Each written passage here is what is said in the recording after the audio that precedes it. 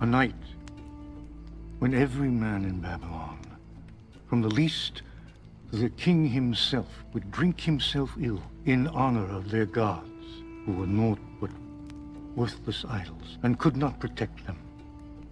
Listen, O king, and I will tell of the second king of my story, Belshazzar, king of Babylon,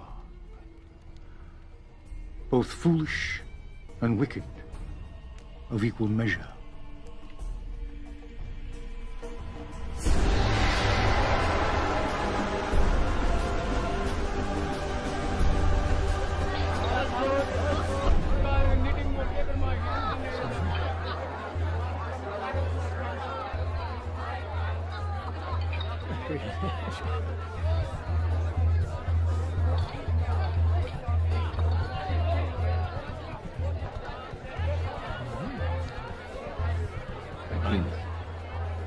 Enough!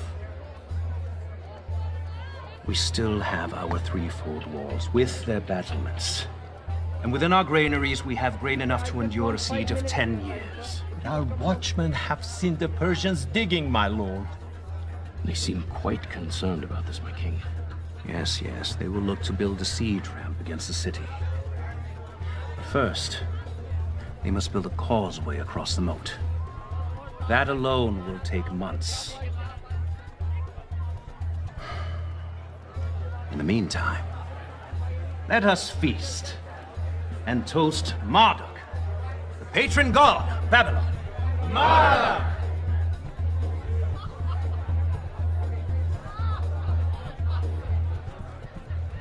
These cups have a taste, and I will not have it so.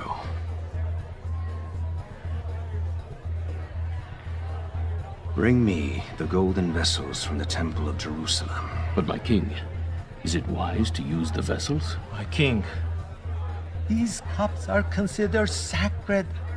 Are they not, my king? Perhaps in Jerusalem! By that pathetic desert deity of Judah. But here they are spoiled for our gods. And they would have me use them as I see fit. Bring them!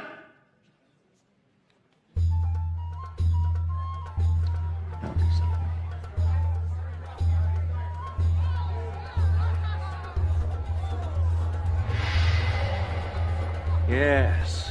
You see these vessels? In Jerusalem, they were used for the worship of their god.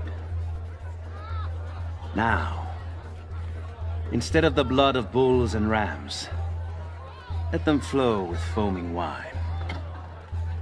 For I am not a devourer of blood. I am a devourer of drink. And choice fare. To Marduk, the god of our city. Marduk! And to our idols of gold and silver, bronze and iron, wood and stone, partake of our pleasures and protect our city.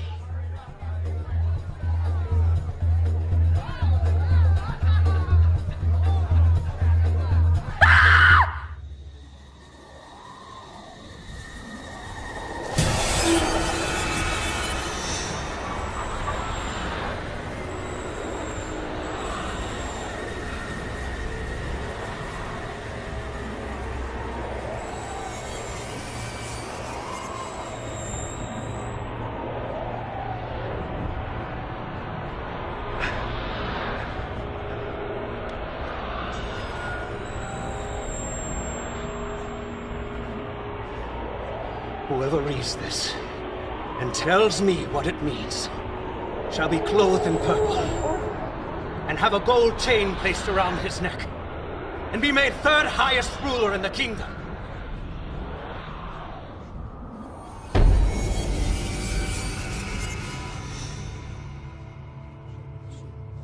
And all the king's wise men came in, but they could not interpret the inscription or tell the king what it meant. So Belshazzar became even more terrified. A Judean once told Nebuchadnezzar, your forefather, of his dreams. He succeeded when everyone else had failed. This man Daniel, whom the king called Belsasar, he could tell you what this writing means. Does he still live? He does. Bring him to me quickly, but do not harm him. We shall soon learn if this Hebrew can do as you say.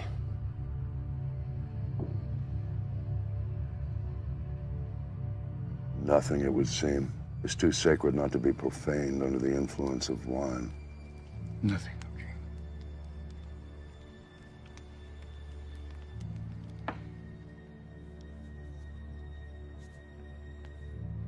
How can I be of service, Highness?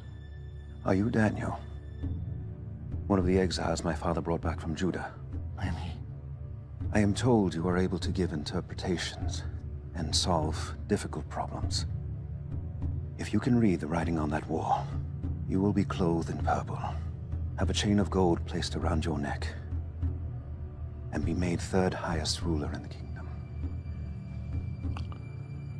Long ago, I told your forefather, Nebuchadnezzar, that I would speak to him only the truth, and that if he rather not hear it, he should ask me nothing. Perhaps it would be better if you asked me nothing. No. It is unseemly for a king to be baffled by a message in his own hall. No human hand has scribed it. No other tongue can interpret it. Tell me what it means. Be it for good or ill. Okay. The Most High God gave your father, Nebuchadnezzar, greatness and glory. But when his heart became arrogant, he was deposed from his throne and stripped of his glory, until he acknowledged that the Most High is sovereign over the kingdoms of men.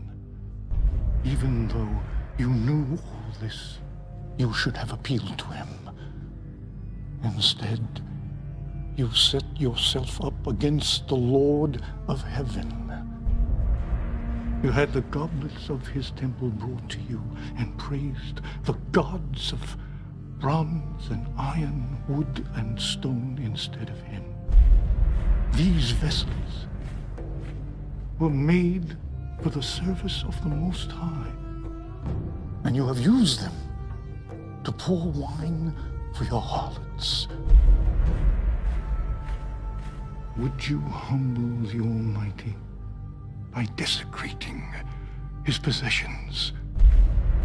Would you bind him like a captive and beat him like a slave? Would you pluck out his eyes and have him beg for scraps of food beneath your table? This you would do if you could, and the Almighty knows it.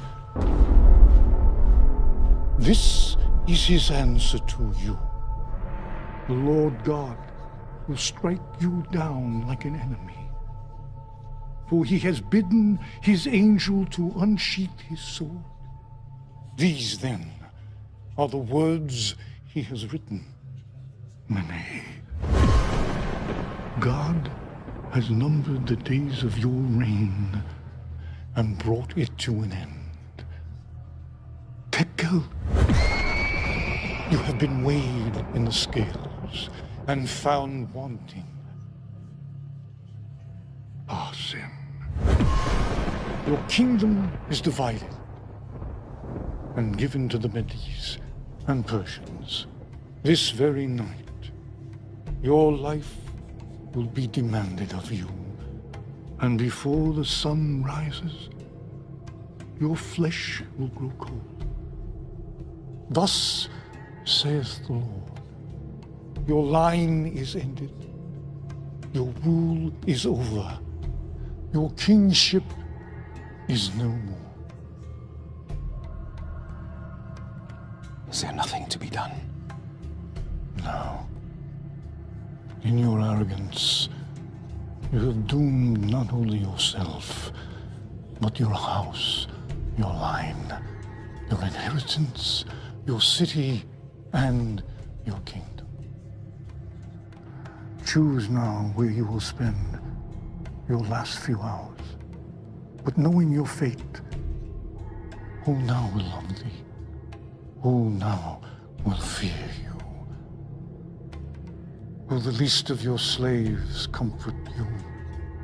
Or will they desert you, seeking to avoid the fate which is yours?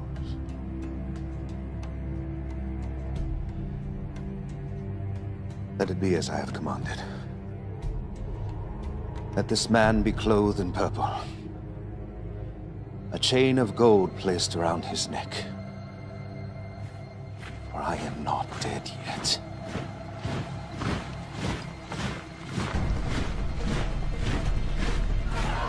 All hail King Darius!